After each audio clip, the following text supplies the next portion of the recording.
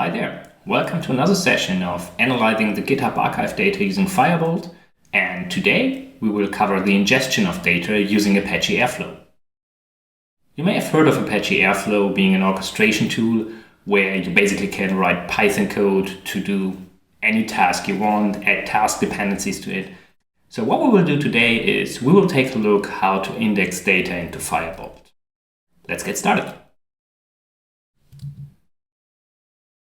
So what I have here in my setup is basically the Docker file to have a custom setup of Apache Airflow, which contains the Firebolt provider. And then I do have running this build Docker file already. So let's take a look. First, the requirements.txt, which is just stating the dependencies for a Python application. This one contains the Firebolt Airflow provider. And if we take a look at the Docker file, you see that I'm basically just copying this requirements.txt, run pip install on the Apache Airflow image, and then just use this image instead of the default one to run Apache Airflow using Docker Compose, so all the dependencies are up and running as well. And this allows us to see the Firebolt provider up and running as well, add an initial connection, and then use this connection to connect to Firebolt. If we go back to our initial data set from earlier, we basically have two tasks to solve. The first one is copying the data from another S3 bucket into our S3 bucket, into the structure that we would like to see. And the second task is to ensure that we basically insert all those files we just downloaded from S3. And those are two independent tasks and will also be treated as independent tasks in this example. Let's take a look at the Python code before we run this. So I do have two Python files here, which is in the DAGs folder. So you basically can put them in there and they will be picked up by Apache Airflow. If you use Docker, this folder is already exported, so you can just create it on your local file system and it will be picked up by the Docker instance with the volume mount. So you see here there are two different Python files, the update Firebolt event data and update GitHub events data in S3. And we'll take a look at the latter one first. So that's the GitHub events data. So what do we have here? Basically, the first thing we need to do is to figure out what is the latest file that we have in our S3 bucket. Once we know that, we can basically start and download the missing files. And that's exactly what this DAG is doing. So we basically find the first day of missing uploads, and we get to that in a second. Basically, the DAG definition is down here. So you define your DAG. This runs once a day. We have a Python operator with the Python function update GitHub events data, and that is basically the code that is being run. Going up here, we have this method, the update GitHub events data. We basically figure out what is the day of today, and then we find the first day of missing uploads. And the first day of missing uploads is this piece of code where we basically go through our S3 bucket, take a look if a certain file exists, like the file with the first hour of the day for the current day. And if it's missing, we know that we need to download this data. If it's there, we pretty much know, okay, we probably have downloaded all the data up until here, so we can stop.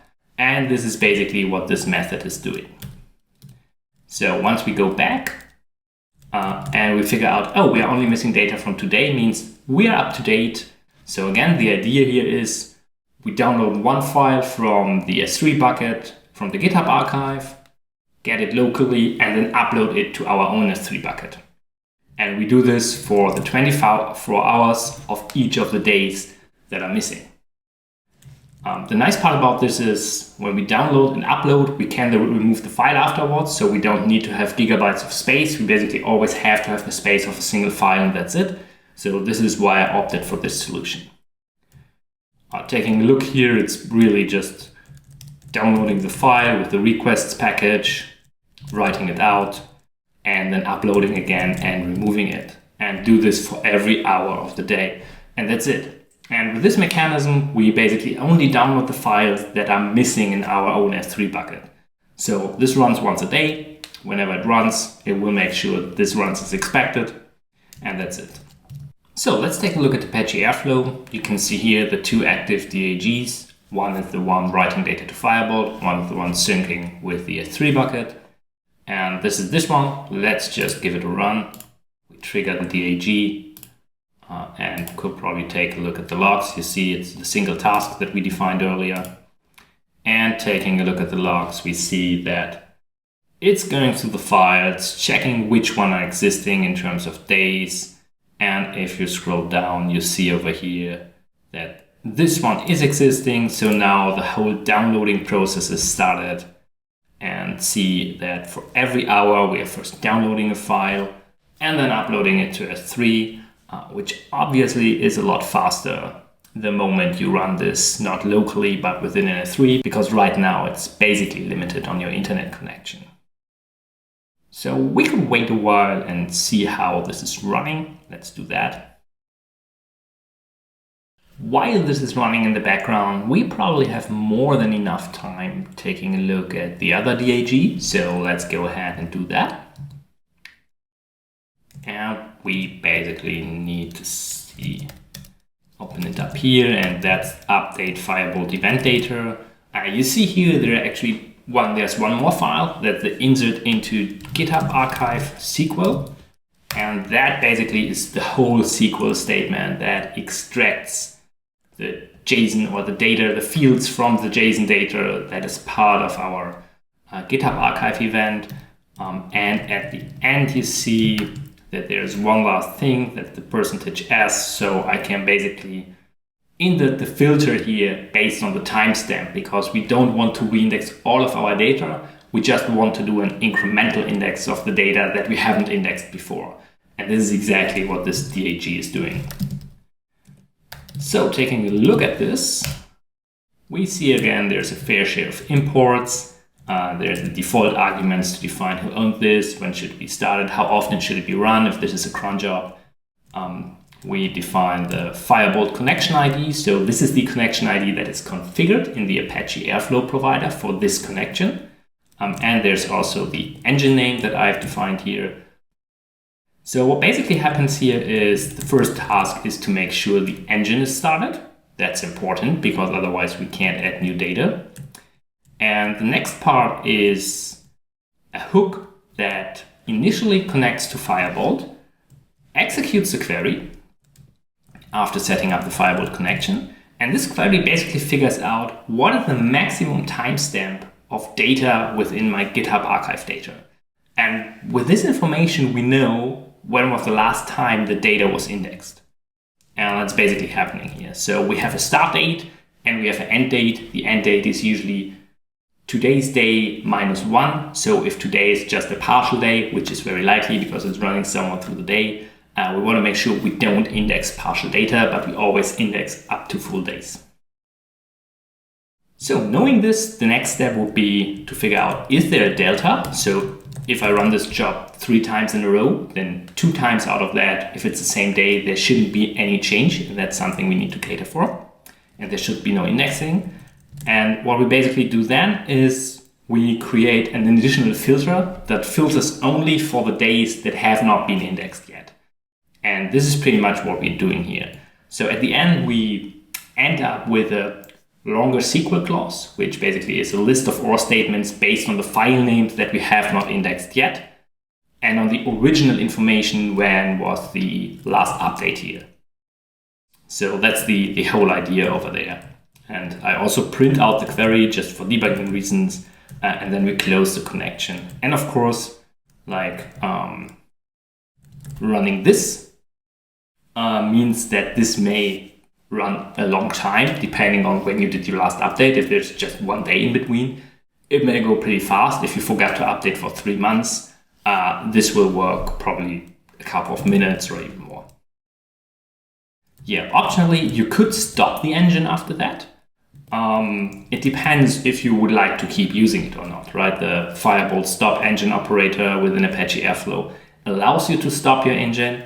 And if you know that you're only using this engine every day for fast ingestion and then shut it down again, it makes sense. If you're also using this engine for queries, then you probably want to leave it running.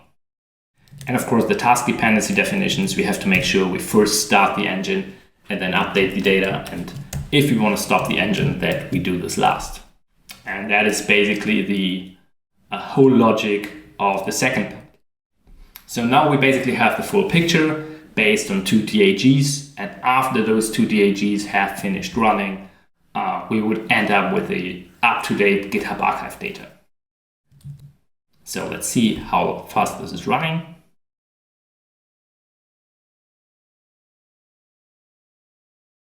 While we're waiting, let's take a look at the Firebolt Airflow provider connection. So let's take a quick look at the connection of the Firebolt provider. We can go to Admin's Connections. And you see here the connection type is Firebolt from our provider. We can edit the record. You see the engine names and the advanced connection properties. There's the username embedded and the password being used, and that's about it.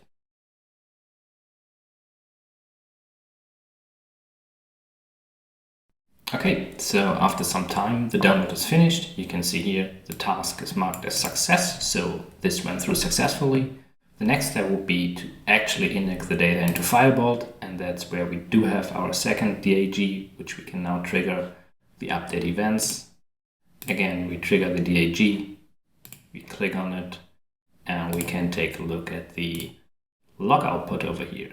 So let's take a look at the logs, scroll down, you see here the setup of the Firebolt connection. So the first connection was successful. We see here the last update was on end of December. Now the new end date is this, so we need to index 15 days of data. And you can see here the query that is about to be run with all the JSON extraction going on. But the most interesting part is right at the bottom, where we basically have the filter for the source file name for all the different days that we're about to index. So we make sure that this is really just incremental and do not have to wait or do not have to re-index all of our data again, because that would take a lot of time with more than 5 billion events. Okay, so let's see if the import has worked by just checking the maximum date of data in our dataset. And the maximum created at date right now is the 1st or the 5th of January, which matches with our SQL query. So the update has worked as expected. That's it for today. If you have further questions, please go to help.firebolt.io. If you want to take a look at the Airflow DAGs, please follow the link in the description, and see you soon.